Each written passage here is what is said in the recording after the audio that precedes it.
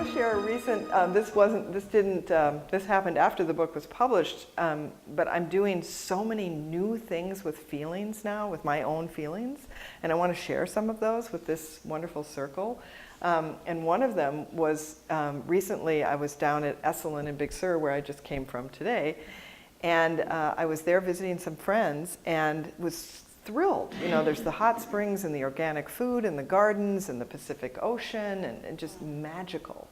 And there I was, and I'm so happy to be here. And I had a wonderful time, and I had dinner.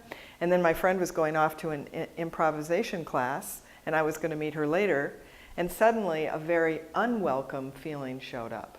And that feeling was loneliness. Suddenly I felt so lonely. Everyone seemed to be in pairs, or everyone was in a group of 4 laughing. You know, like I was just suddenly this lonely person. And I thought, oh no, loneliness is going to ruin my retreat. I mean, this is what I thought. My immediate response was resistance, and I am not allowing loneliness. I am not in the mood for it. I didn't order it. This is not coming in the style to which I was looking forward, you know. So in my old style of feelings, I looked over and there was this plate of brownies there, and I thought, I know if I strategically eat a certain number of brownies, I can sedate the loneliness. It will appear to be very quiet. It will actually be just sedated.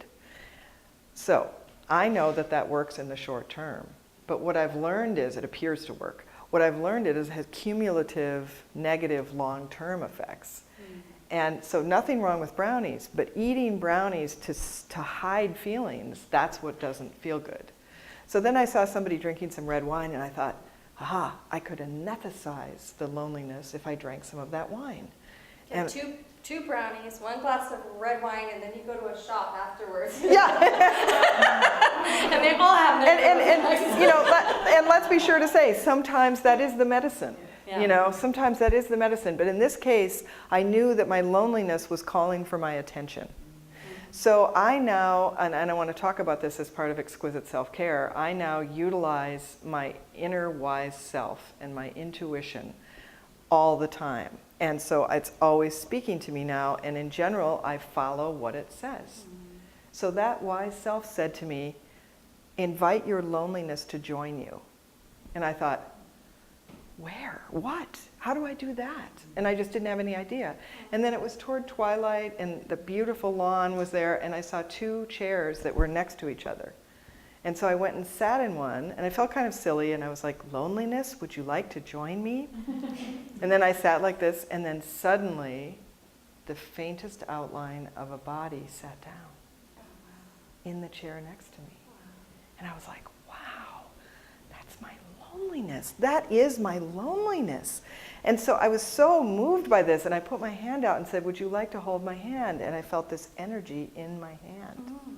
So now I'm sitting, holding the hand of my own loneliness. And it was maybe about 10 minutes, and I saw this faint outline of loneliness dissolve and sort of dissolve away, but where I knew it was going was into me. It was integrated. It was now not me separate from, oh no, not loneliness. It was me welcoming loneliness in. I felt this tremendous feeling of peace and comfort in my chest. And I was just sitting there, just amazed. I was like, wow. And then I was just sitting, and I looked down, and there was a football. I thought, wow, there's a football.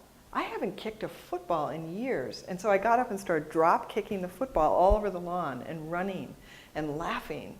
And then I ended up going down to the hot springs and meeting some people, and I still had some wistfulness. I still had little edges of loneliness, but it was not the separate way that I described it earlier. So that has really started me on a whole journey of doing new things with my feelings. And I have lots more examples and stories if anyone wants to know. Well, I will tell you whether you want to know or not. I think that's my journey right now, is being in that place and knowing who I am and my voice and what my purpose is here now. And so I've recently gone back to school. It's like I'm getting a do-over. 20 years later, I'm getting a do-over. I, graduated from Cal and then got married and had that life and lived that kind of life. And now I'm back in school and probably have to start an apartment and be, be a student, being a student again, but I'm going into nursing, and I'm doing hospice work. And it has just opened my heart and my soul, and I go to those places and I just feel at peace. And I was recently with a hospice patient at the Bruns House, which is kind of an ICU for hospice patients. They usually die within 7 days of going there. And this woman, she just lit up when I was there, and she said, "You're my savior. These nurses around here are trying to kill me, but I know you've come to save me." And I said, okay, they're not trying to kill you, really, but I'm here for you. And she's like, don't leave me, don't leave me. I said, I won't leave you. And we held hands, and she just looked in my eyes, and just that love, and she saw me, like my soul, and I saw her. And what's amazing is I called a couple days later because I wanted to go see her again, and I thought she probably would have passed. And they said, no, Solange got to go home. Wow. They said, Solange got to go home. And I was so thrilled. I was so happy.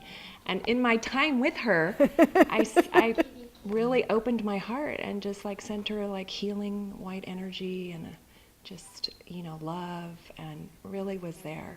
And so I think that's my journey now, is being authentic with myself and where my joy is. And it's true, I don't think I could have gone through that without experiencing that grief and that loss, because I've had an amazing life. I've wanted for nothing.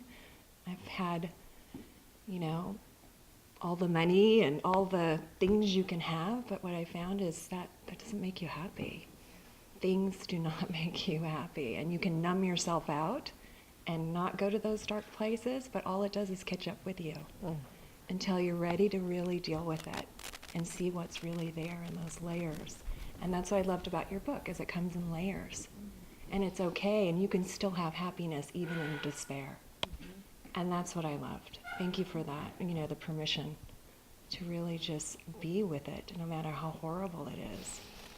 So, thank you. I feel like this group is really a gift and a blessing in my life, because I look at some of what you've gone through and it just gives me hope. And makes me feel like I'm going to get through this, and I'm going to be a better person.